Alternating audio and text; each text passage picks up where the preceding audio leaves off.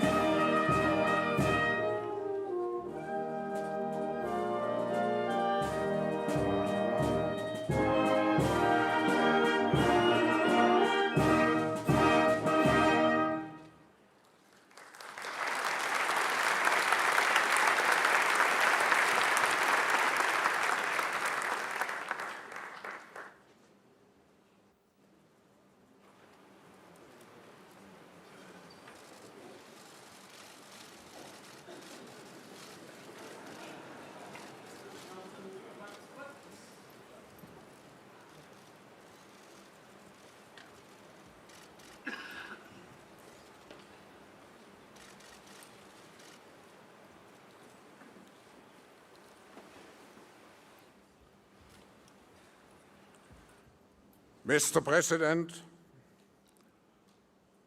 after you have been so warmly received yesterday here in Davos, it is now my great pleasure to officially welcome the President of the United States, Donald J. Trump, to the closing session of the World Economic Forum's annual meeting 2018.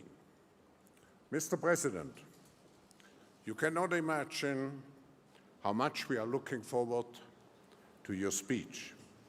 Not just the 3,000 leaders assembled here in Davos, but also the millions joining us globally thanks to the presence of key media from around the world. Mr. President, on behalf of the business leaders here in the room, let me particularly congratulate you for the historic tax reform package passed last month, greatly reducing the tax burden of US companies, fostering job creation, as well as stimulating economic growth in the United States, but also providing a tremendous boost to the global economy. Davos is the place where leaders of states and industry come and work together in the pursuit of global peace and prosperity. We live in an interdependent world where decisions made by one nation, particularly by the United States, impact all other countries.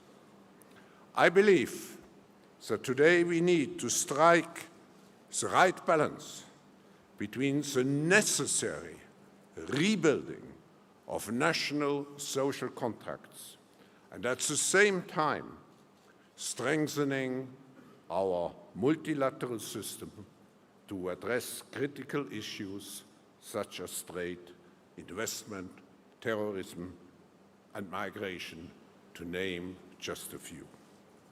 Mr. President, the role of the United States and your personal leadership is absolutely essential. For this reason, your message here has tremendous relevance. Of course, I'm aware that your strong leadership is open to misconceptions and biased interpretations. Therefore, it is so essential for us in the room to listen directly to you.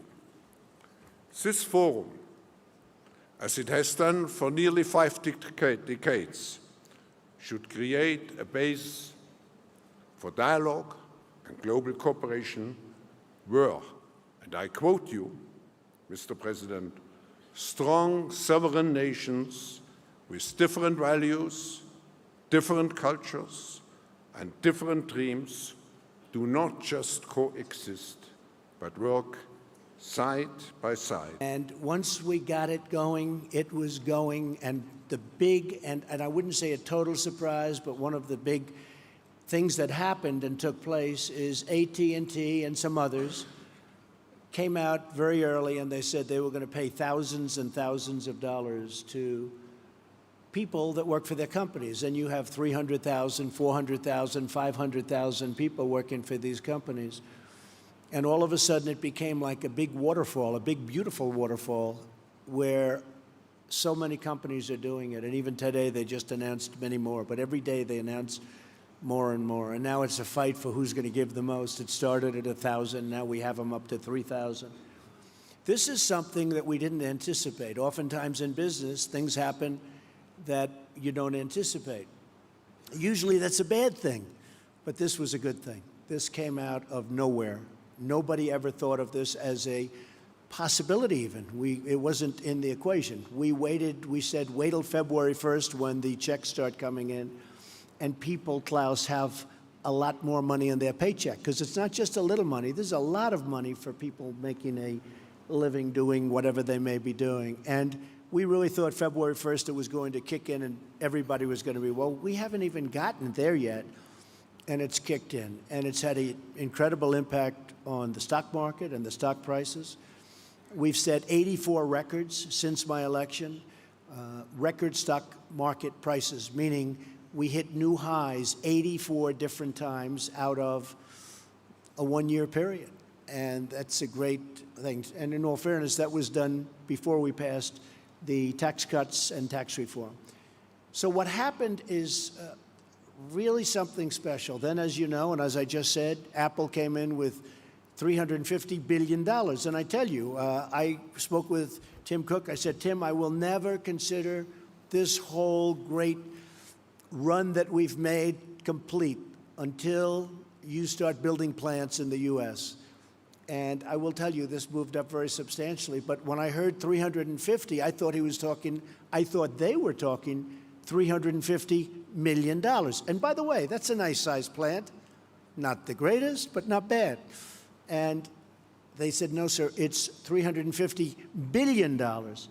I said, that is something. Well, we have tremendous amounts of money, including my newfound friends from last night, great companies. They're all investing. When one of the gentlemen said he's putting in $2 billion because of the tax cuts, I said to myself, wow, he's actually the cheap one in the group because they're putting in massive numbers of billions of dollars. So I think you have a brand new United States. You have a United States where people from all over the world are looking to come in and invest, and there's just nothing like what's happening. And I just want to finish by, I have a group of people that have been so outside. I have a whole lot of them, so I won't introduce because then I'll insult at least half of them. But I've had a group of people that work so hard on this and other things. And we're really we had a great first year, so successful in so many different ways. And there's a tremendous spirit when you look at all of the different charts and polls, and you see, as an example, African-American unemployment at the historic low. It's never had a period of time like this. Same with Hispanic. Women at a 17-year low. It's very heartwarming to see, but there's a tremendous spirit in the United States. I would say it's a spirit like I have never witnessed before. I've been here for a while. I have never witnessed the spirit that our country has right now. So I just want to thank you all and all of those that are pouring billions of dollars into our country or $10 into our country. We thank you very much. Thank you. Mr. President, I will ask you maybe a personal question, but before doing so, I just sounds like very interesting. To acknowledge. I didn't know about this one. I would like to acknowledge the strong presence of your cabinet members here, who tremendously contributed to the discussions. Good. The last I would days. like to do that. That's very good. Yeah. Now, Stephen, Wilbur, Gary, Robert, even my general and my various other generals, you know. We're making our military protection a little bit better for us, too. So thank you very much. Does everybody understand that? I think so. Thank you all for being here. Now, my maybe personal question would be, what experience from your past have been most useful in preparing you for the presidency? Well, being a businessman has been a great experience for me. I've loved it. I've always loved business. I've always been good at building things, and I've always been very successful at making money. I'd buy things that would fail, that would be failures, and I'd turn them around and try and get them for the right price, and then I'd turn them around, make them successful. And I've been good at it, and that takes a certain ability. And, you know, historically, I guess there's never really been a businessman or business person elected president. It's always been a general or a politician. Throughout history, it's always been a general. You had to be a general, but mostly it was politicians. You never have a businessman. And then, in all fairness, I was saying to Klaus last night, had the opposing party to me won, some of whom you backed, some of the people in the room, instead of being up almost 50%, the stock market is up since my election almost 50%. Rather than that, I believe the stock market from that level, the initial level, would have been down close to 50%. That's where we were heading. I really believe that. Because they were going to put on massive new regulations. You couldn't breathe. It was choking our country to death. And I was able to see that, Klaus, as a business person. The other thing is I've always seemed to get, for whatever reason, a disproportionate amount of press or media. And throughout my whole life, somebody will explain someday why, but I've always gotten a lot. And as a businessman, I was always treated really well by the press. You know, the numbers speak and things happen, but I've always really had a very good press. And it wasn't until I became a politician that I realized how nasty, how mean, how vicious, and how fake the press can be as the cameras start going off in the back. But overall, I mean, the bottom line, somebody said, well, they couldn't have been that bad because here we are, we're president. And I think we're doing a really great job with my team. I have a team of just tremendous people. And I think we're doing a very special job. And I really believe it was time. And it was time to do that job, because I don't think the United States would have done very well if it went through 4 or 8 more years of regulation and really a very anti-business group of people. We have a very pro-business group. We have regulations cut to a level. In the history of our country, Klaus, this was reported recently, in 1 year, we've cut more regulations in my administration than any other administration in 4, 8, or 16 years in the one case. We've cut more regulations in 1 year, and we have a ways to go. I mean, we're probably 50% done, and we're going to have regulation. There's nothing wrong with rules and regulations. You need them. But we've cut more than any administration ever in the history of our country, and we still have a ways to go. So I think between that and the tremendous tax cuts, we've really done something. And one other thing I said, and I saw it last night with some of the leaders and the business people, I think I've been a cheerleader for our country. And everybody representing a company or a country has to be a cheerleader, or no matter what you do, it's just not going to work. And the reason I'm a cheerleader is because it's easy, because I love our country, and I think we're just doing really well. And we look forward to seeing you in America, special place, and where you are is a special place also. Thank you all very much. I appreciate it. Thank you. Thank you very much, Mr. President, for being with us. The World Economic Forum community who is assembled here will be certainly, and I quote you from the last piece of your remarks, will be certainly be among the hard-working men and women who do their duty each and every day, making this world a better place for everyone. Thank you very much. Thank you. Thank you very much, everybody. Thank you.